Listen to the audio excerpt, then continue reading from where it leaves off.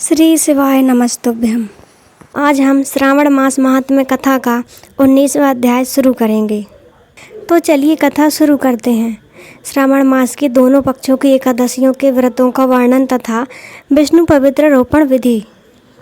भगवान शिव ने कहा, हे महामुने, अब मैं श्रावण मास में दोनों पक्षों की एकादशी तिथि को जो किया जाता है उसे कहता हूँ, आप सुनिए। हे वत्स, रहस्यमय अति श्रेष्ठ महान पुण्य प्रदान करने वाले तथा महापातकों का नाश करने वाले इस व्रत को मैंने किसी से नहीं कहा है। यह एकादशी व्रत श्रावण मात्र से मनुष्यों को वांछित फल प्रदान करने वाला, पापों का नाश करने वाला, सभी व्रतों में श्रेष्ठ तथा शुभ है। इसे मैं आपसे कहूँगा, आप एकाग्रचित होकर सुनिए। 10वीं तिथि में प्रातः काल स्नान करके शुद्ध होकर संध्या आदि कर लें और वेद वेदता पुराणज्ञ तथा जितेंद्रिय विप्रों से आज्ञा लेकर 16 उपचारों से देवाधिदेव भगवान का विधिवत पूजन करके इस प्रकार प्रार्थना करें, हे पुंडरीकाक्ष, मैं एकादशी को निराहार रहकर दूसरे दिन भोजन करूँगा। हे अच्युत, आप मेरे शरणागत होइए। हे वत्स, गुरु देवता तथा अग्नि की सन्निधि में नियम धारण करें और उस दिन काम क्रोध रहित होकर भूमि पर शयन करें। उसके बाद प्रातः काल होने पर भगवान के सब में मन को लगाएं। भूख लगने पर प्रसंखलन, गिरना, ठोकर आदि लगना के समय श्रीधर इस शब्द का उच्चारण करें। हे वत्स, यह व्रत मोक्ष प्रदान करने वाला है, अतः 3 दिनों तक पाखंडी आदि लोगों के साथ बातचीत, उन्हें देखना आदि, उनकी बातें सुनना, इन सब का त्याग कर देना चाहिए। तदनंतर क्रोध रहित होकर पंचगव्य लेकर मध्याह्न के समय नदी आदि के निर्मल जल से स्नान करना चाहिए। सूर्य को नमस्कार करके भगवान श्रीधर की शरण में जाना चाहिए और वर्णाचार की विधि से सभी कृत्य संपन्न करके घर आना चाहिए। वहाँ पुष्प, धूप तथा अनेक प्रकार के नैवेद्यों से श्रद्धा पूर्वक श्रीधर की पूजा करनी चाहिए। उसके बाद सुवर्णमय पंचरत्न युक्त श्वेत चंदन से लिप्त तथा 2 वस्त्रों से आच्छादित कलश को स्थापित करके और शंख चक्र गदा युक्त देवाधिदेव श्रीधर की प्रतिमा स्थापित कर उनकी पूजा करके गीत वाद्य तथा कथा श्रवण के साथ रात्रि में जागरण करना चाहिए। इसके बाद विमल प्रभात होने पर द्वादशी के दिन विधिवत पूजन करके कृतकृत्य होकर बुद्धिमान को चाहिए कि श्रीधर नाम का जप करें।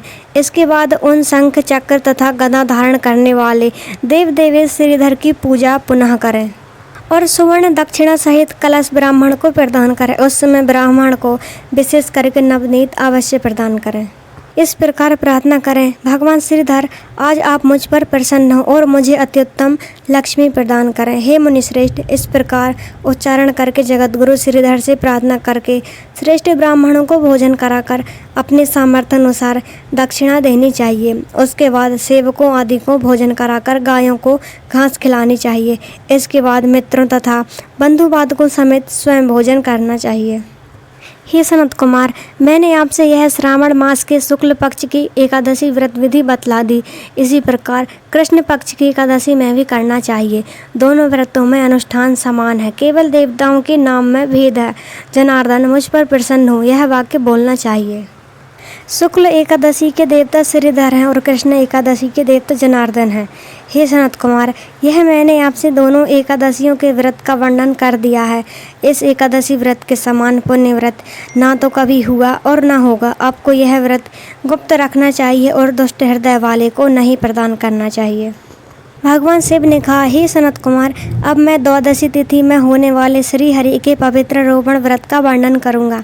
पिछले अध्याय में देवी की कही गई बात पवित्र रोपण विधि के समान ही है। इसका भी पवित्र रोपण है। इसमें जो विशेष बात है उसे भी बताऊंगा। सावधान चित्त होकर सुनिए। हे महामुनि, इस व्रत के लिए जो अधिकारी बताया गया है उसे आप सुने। ब्राह्मण, क्षत्रिय, वैश्य, शूद्र तथा स्त्री, इन सभी को अपने धर्म में स्थित होकर भक्ति पूर्वक पवित्र रोपण करना चाहिए।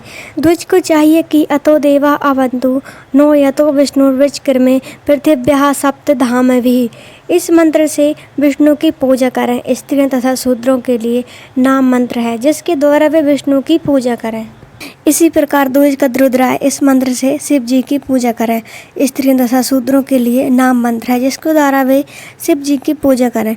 सतयुग में मणि में, त्रेता में सुवर्ण में, द्वापर में रेशम का और कलयुग में कपास का सूत्र पवित्रक के लिए बताया गया है। सन्यासियों को शुभ मानस पवित्र रोपण करना चाहिए।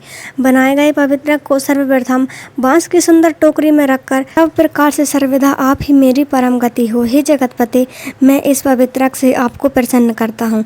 ये काम क्रोध आदि मेरे व्रत का नाश करने वाले ना हो। हे देवेश, आप आज से लेकर वर्ष पर्यंत अपने भक्त की रक्षा करें। आपको नमस्कार है। इस प्रकार कलश में देवता की प्रार्थना करके बांस के शुभ पात्र में स्थित पवित्रक की आदरपूर्वक प्रार्थना करनी चाहिए।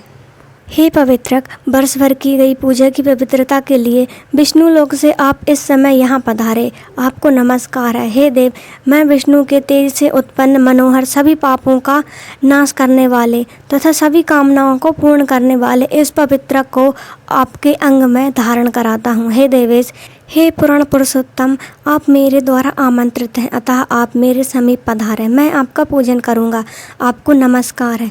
मैं प्रातः काल आपको यह पवित्रक निवेदन करता हूँ। उसके बाद पुष्पांजलि देकर रात्रि में जागरण करना चाहिए। एकादशी के दिन अधिवासन करें और द्वादशी के दिन प्रातः काल पूजन करें। पुनः हाथ में गंध, दूबा तथा अक्षत के साथ पवित्रक लेकर ऐसा कहें, हे देव, आपको नमस्कार है। वर्ष पर्यंत की गई पूजा का फल देने वाले इस पवित्रक को पवित्रीकरण हेतु आप ग्रहण कीजिए। मैंने जो भी दुष्कर्म किया है उसके लिए आप मुझे आज पवित्र कीजिए। हे देव, आपके अनुग्रह से मैं शुद्ध हो जाऊं, इस प्रकार मूल मंत्र से संपुटित इन मंत्रों के द्वारा पवित्र अर्पण करें। उसके बाद महानैवेद्य अर्पित करके प्रार्थना करें और मूल मंत्र से घृत सहित खीर का अग्नि में हवन करें।